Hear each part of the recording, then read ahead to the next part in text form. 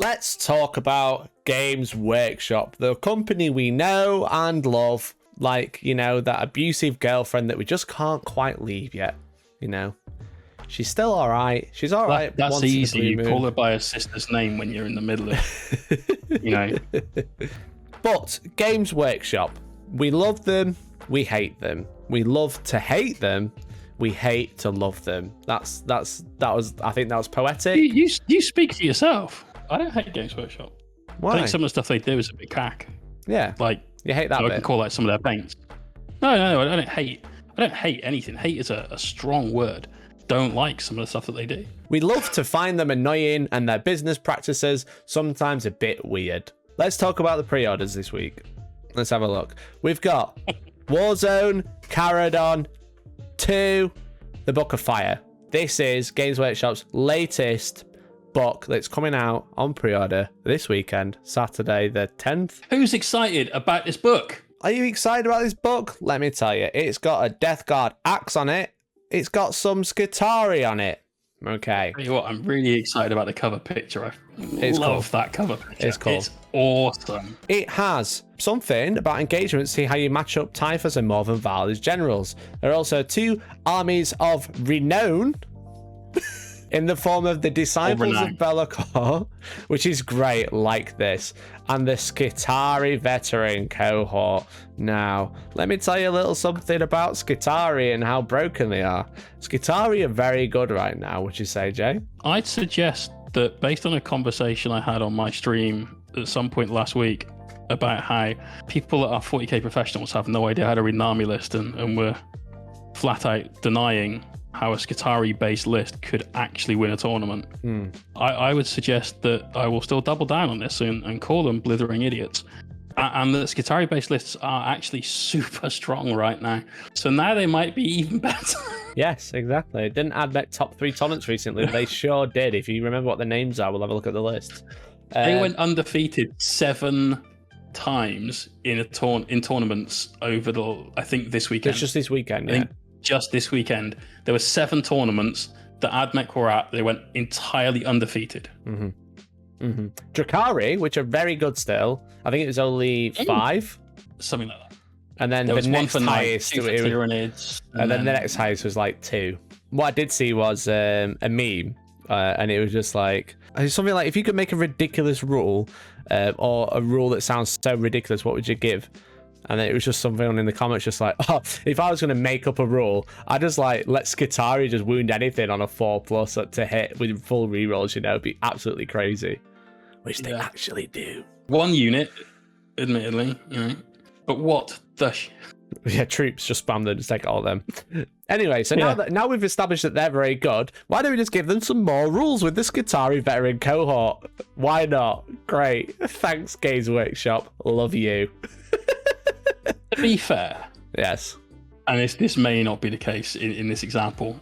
I'm waiting for this book to come out and this to be very much like not what I'm about to say now. But to be fair, none of the armies of renown that we saw in the previous book had any application in competitive play. None of them were good. The Typhus's cohort, the Terminus S Assault Force, is one of the strongest ways to run Death Guard.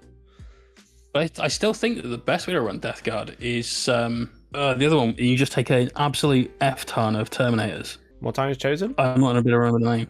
Could have been. Basically, you take the Mortarian list without Mortarian and just a load more Terminators. But you're right, yeah. The Terminus S Assault Force isn't bad. It's really good. Really, really good.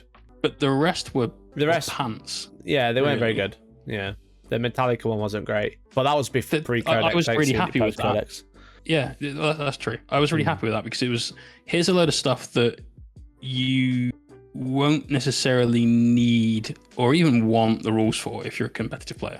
But people that are narrative players and absolutely love this army, here's something cool for you to have. And I thought, you know, if they actually market the books that way, rather than, hey, competitive players, you need to buy Vigilus so that you can have this one stratagem. Yes. That's it. That's one stratagem. You're paying 30 quid for this much space on a page. Exactly. So this might be like that, where it might be utter pants. It might be. But considering the army itself is just, here's my usual chaff infantry. Yeah. And let's just give them more rules. I can't see that being right now. No, let's just take one of the best armies in the game right now, because they're just so broken, and one of the best units in that book, and just let's just start telling people we're going to give them more rules. I'm sure that will go well. I'm sure. Speaking of more rules, look at this pile of crap, okay? We spoke about this book last week in our live stream. We don't really know anything, but we did mention Chaos Space Marines. We did. We did. The much updated rules for Chaos Space Marines are going to be in this book, though, right? Yes.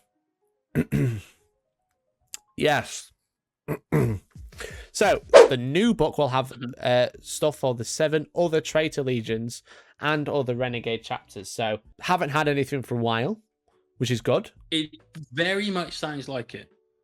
I think you'll just get some like faction. Same as you got in here, right? Like, if you only take these, you count as having this, and you get these bonus rules. So if you just take Khorne Berserkers, then you might get a few rules for that, which would be really, really cool. If you take nothing but Noise Marines, you get Slaanesh World Tour rules. And they're like, well, we get the worst end of the stick because we're Chaos. And unfortunately, some of that is accurate. It doesn't say new rules. That's what I was going to point out. It says... I know, right? It says new book features rules. So, is it going to be a reprint? I don't know. Don't know. But I hope not. I really, really hope not. I think if it is, I will stand with my Chaos Space Marine brothers that I will join and burn the book outside Games Workshop. Be like, we do not deserve this! Yeah. And then they've put out this graphic, which mentions all of the legions which are getting updated rules. Until you read this top line, the book also collates a range of existing rules for the Chaos Space Marines in one place. They've been updated with their relevant FAQ changes. There you go. One second, I feel like I've just got something sprayed in my eyes like poison or absolutely dog shit. And formatted for the current edition of Warhammer 40,000 to give you an easy overview of their traits, stratagems, and relics. So they have got the audacity to be like, hey, Chaos players, you know we screwed you over with Chaos 2.0, which was just a reprint with obliterators with the wrong points. Now what we're going to do is do it again because we hate you. We actually hate you. It's a tough one to get past that, isn't it? It really is. Let's just put the Chaos stuff in there again. Just redo it, reprint it again, and we'll make the stratagems like Epic Deed and stuff like that, so people can understand there for 9th edition. There is a little grain of hope for Chaos players in this, and by grain of hope, I mean like you need to almost split the atom to find the smallest grain of hope. Here is the rules for Disciples of Be'lakor. We know it's going to be Be'lakor and his demon friends with Chaos Space Marines, and there's almost no chance that you get a data sheet there for anything at all. No, aside from Be'lakor, that will be it. Yes, that'll be it. But if you really cross your fingers and hope, you just might. You almost said that with a straight face, Jay. I know. I'm hoping that what they do is they say, here's a data sheet for a basic Chaos Space Marine because we've had to change the Legion trait to something else, you know? And so there's your second wound, Chaos Space Marines. We might have just pissed all over your face with this part of it. No, they won't. But doesn't do that, Jay. Don't give them false hope. Why would you do that to the poor people? The poor people in chat are just like, oh, Jay's given us hope. They could do this, and then it's going to be crushed once again. Once again! All right, Chaos players are used to their hopes being crushed. I was on Shrine of Chaos with Dave from Wargaming the other day. Right? I was on. I know. Thank you for the shout out. No problem at all. And I was just on there. I was basically just saying, and this is before this was announced. I was just like, why does Games Workshop hate Chaos players so much? Like, they have just shat on them from like literal orbit ever since they released Traitor Legions and then ditched it 2 months later. Right? I don't understand. I don't understand why they hate them so much. They are just like, they feel like they're just relying on rose-tinted glasses for people to play the army because they just release crap and then they reprint it and sell it as a new product and act like it's a good thing and they're doing you a favor. You know what I bet it is? What's that? I bet there's somebody at the office that's like a die-hard Chaos fan. I mean, like really die-hard Chaos fan, to the point where he's probably got like Chaos tattoos and stuff like that. And they're like, if we keep writing shit rules, maybe he'll just go away.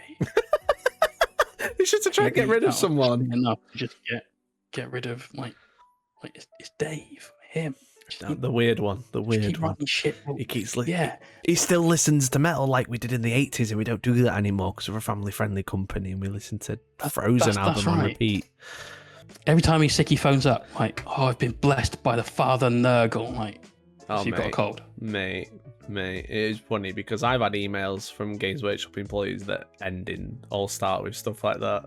It's like, I'm sure, I don't know if they're just weird or it's company policy. Like, I'm sorry I didn't reply to your email. It must have, I was battling the demons in the warp. And I was just like, bro, you could just say, sorry, I was having a shit or something, just be human for a minute. But I don't think Chaos Space Marine players should be bullied this much, right? It is, again, like I said at the start. Anyone should be bullied. No, it's just... This is just utter shit. It's just, like, why? Why are they doing this? Like, reprinting it with the FAQs. Why are they doing that? They didn't even bother doing that with the core rulebook in the chapter approved. I know, right? in chapter approved. If they'd done that, chapter approved, actually, I mean, you have to buy it if you're a competitive player. For the missions and all that sort of stuff, I get it. I mean, I say have to. Don't pirate it. But it would actually be worth buying. It would be worth buying because then you've got a year's worth of FAQs, which have had some pretty dramatic changes to the rules, and it means that you only need to take that book and not a rulebook FAQ as well. And I'd be fine with it. It would be nicer if they'd done the proper ring bind thing like they did with the Sigmar book and everything. That would have made things a little bit better for me. But they could have at least just gone, cool, let's chuck the FAQs in here as well, because it only takes up another like 20 pages on the little A5 size. Sorted, done, out you go. But now you're just going to get, here's the same rules that we've now printed 3 effing times. I just don't get it. Is it because they're not going to be produced? I presume they don't produce Vigilus anymore, or they're going to be stopping production on Vigilus? I was reasonably sure it was like stopped. But I know the rules in Vigilus, like campaign, like supplement rules aren't legal at tournaments for like campaign supplements, right? They stopped a lot of all that lot, which is great. But these Warzone Caradon are like, they're called match play rules, so they're pretty much being accepted as competitively legal. Still a difference between match play and tournaments, competitive play. That's why there's the grand tournament book, and they have the match play rules in the main book, and it's like, for tournaments, here's the actual rules, which is probably the best way to separate it. Yeah, but I don't know any tournament that have said you can't use Warzone Caradon rules. No, I haven't seen any. No, not even like WTC. Vigilus, I was about to say I can't see Vigilus in the Chaos Space Marine section. The other books are there, such as the Psychic Awakening and stuff like that, but the Vigilus stuff isn't there. So that still means though the only people that need to buy this book for the Chaos rules are the Chaos players that have been around since the start of 8th and bought Vigilus instead of the Chaos Codex, and that's it. And that. Well, if you bought Vigilus, you won't even need it because you just have the FAQ. Yeah. It's for people who have started Chaos Space Marine since they stopped producing Vigilus. Maybe it's one of those things where they've gone, if we don't print these in like a publication that everyone can get to, there's going to be a few people that argue it at a tabletop. Like, well, actually, I think you'll find that it's not in those rules. You can't use a Vigilus book because that's not supported anymore. And if you haven't got Chaos Codex 2 and so on. And like, look, if we just stick them in a publication that we've got now, it'll do. But why? But that's super shit. They could and have that's just such said, a tiny niche argument. I've got what it they 40 should do is seconds say, ago. have you got Chaos Codex Book 1? Brilliant. Bring it into store. Here's a PDF that the staff member will give you of those extra rules that you don't have in that book that you can staple into it. And it's not like they've never done that before. Have they, Space Wolves players? Well, exactly. I got it 40 seconds ago, and so far we've referenced 4 different rule sources for one faction, says Tom. Exactly. Yeah. Exactly, mate. And it's just like what they could have done is not done this, right? Waited a little bit longer and just gone, oh, in book 3, we're going to give an update to all of the Chaos Space Marine stuff. Or they could have gone, you know what, we'll just sit on it even longer and just give you a codex. Yeah, you have your codex. That would have been the best thing to do. Like, don't print something like this and put time and effort into somebody sitting there and update.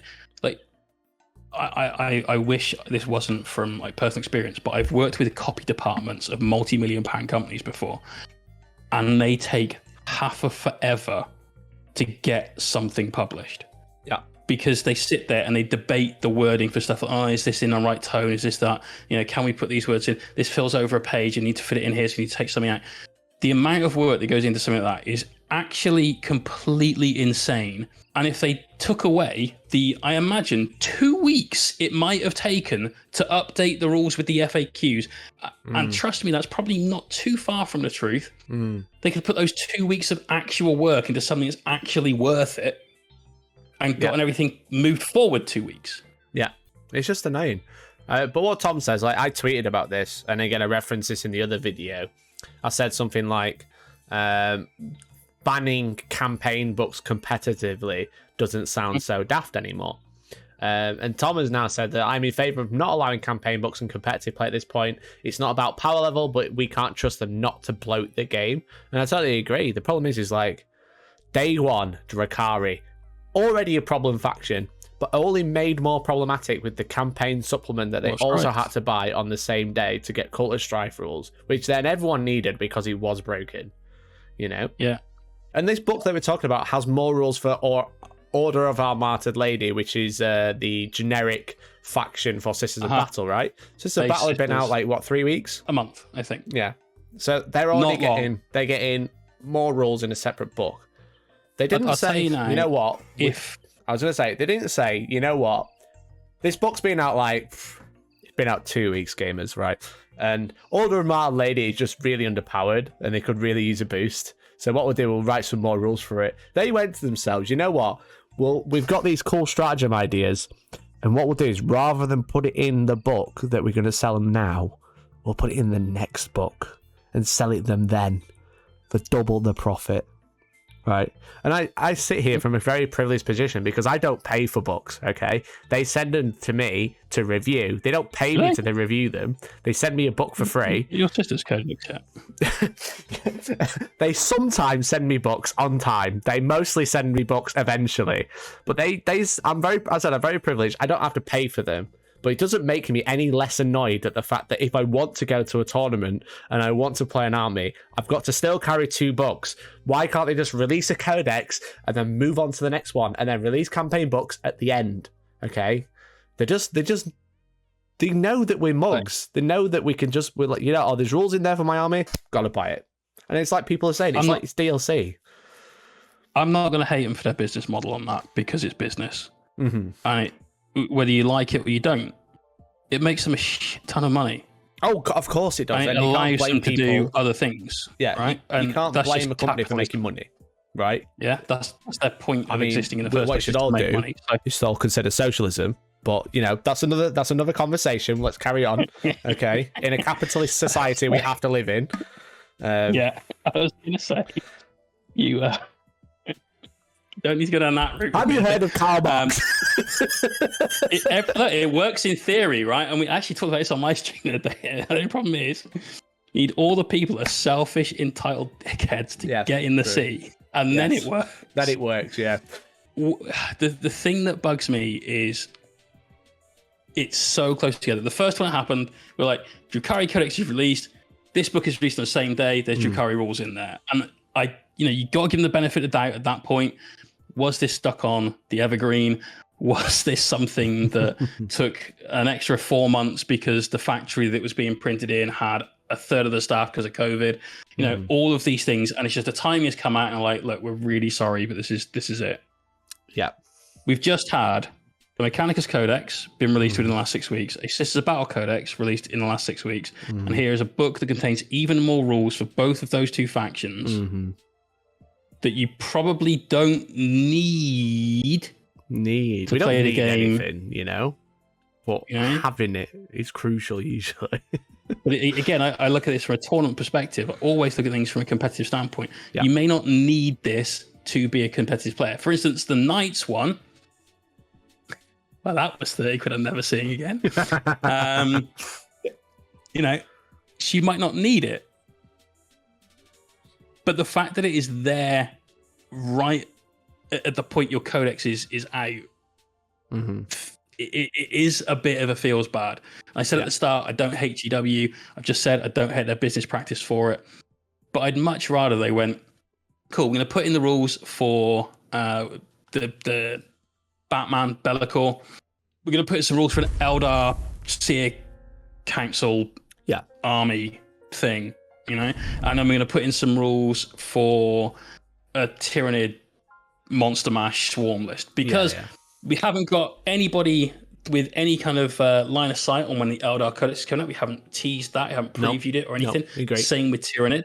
Though I've just seen like 100 comments from people today saying there's going to be brand new Tyrannid models coming soon, which I think you're reading into that a little bit. We'll see. Hold that thought. If they'd done that, no one would have an issue with these books. No, exactly. Because what you're doing is you're dangling a carrot on a stick for the armies, which are coming out months ahead.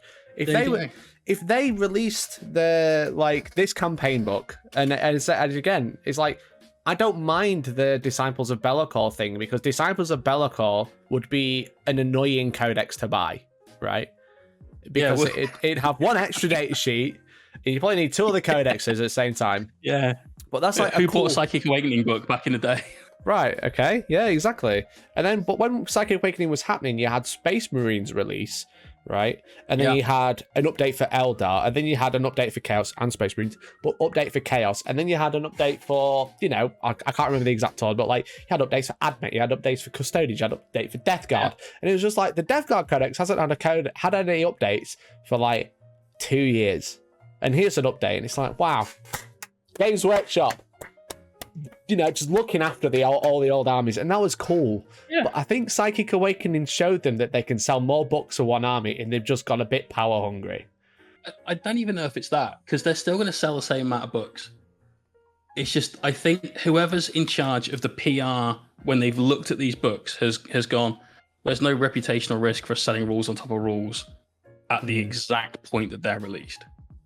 And not, why don't we just change the order of all of this and put some of the stuff that's brand new out, maybe 6 to 8 months down the line. Right. Okay. And then some of the stuff that's from there, we can bring that to here and fill that gap. And then this, which we've just released, well, nobody needs more insert faction here. So that can be a year and a half down the line. Right. Why they haven't done that, I have no idea, but that makes much more sense to me. Because as well as having a rule set that doesn't give the end consumer the feel bad for like, I kind of need to buy this to get all my rules now. Instead of having that, what you end up with is people like we've just said, that are saying like, I'm super excited about my army now. But also in a year's time, when the meta's moved on and your sister's book that's been sat on your shelf for a year, is, you know, gathering dust a little bit because you're not using them so much. Here's a little injection of fun and enthusiasm into your sister's army. Right. So suddenly you bring them back out and you're like, you know what? I've got that disposable income now. I didn't have a year ago because I was too busy buying 3 lots of books. So what I'm going to do instead is I'll buy whatever sister's unit I need to make this faction work. Yeah, exactly. Yeah, it just all makes more sense. Yeah. And again, it just feels like you're buying, like what happened with EA with games like Dead Space. They took a very good thing, right, which didn't have any DLC or anything like that. And then they went, oh, actually, DLC is quite good. So we'll release a bit of DLC where you get extra content, right? And that's good. That's a good way to use DLC. But then what they started doing is just cutting half the game and then going, if you want the rest of it, here's some DLC, pay for it. And that's what it feels like. It feels like Games Workshop going down the same avenue, where it's just like, we're not going to give you all of the rules in your codex that you're buying today. We're going to give it most of your rules, 90% of your rules, but that extra sprinkle of 10% is in this campaign book 2 weeks later. And it's like, I'm not a fan, man. I don't buy it. I don't like it. I don't think it's a very good practice. It makes money, but it is punishing your fan base, you know? And it's like, they don't mind spending £100 on books a year, but don't make it don't make it in 2 weeks. Make it every 3 or 4 months, you know? They will not Hobbyists care. everywhere are always looking for an excuse to get their wallet out. Right? We all are. We love having all the toys and all the things and so on. Mm-hmm. And if you spread it out, you're going to get it every time. If you put it all at once, people have got to make some choices and you're not going to get it. Exactly. Mm-hmm. So there's lots of things that they could do to change this. Like I said, I don't hate the business model of like putting extra rules in books further down the line, because that's just business and that's fine. Mm-hmm. But my God, just have a bit of thought about it. Otherwise, the reputational loss. You can't pay to get a good reputation. You have to work to get a good reputation.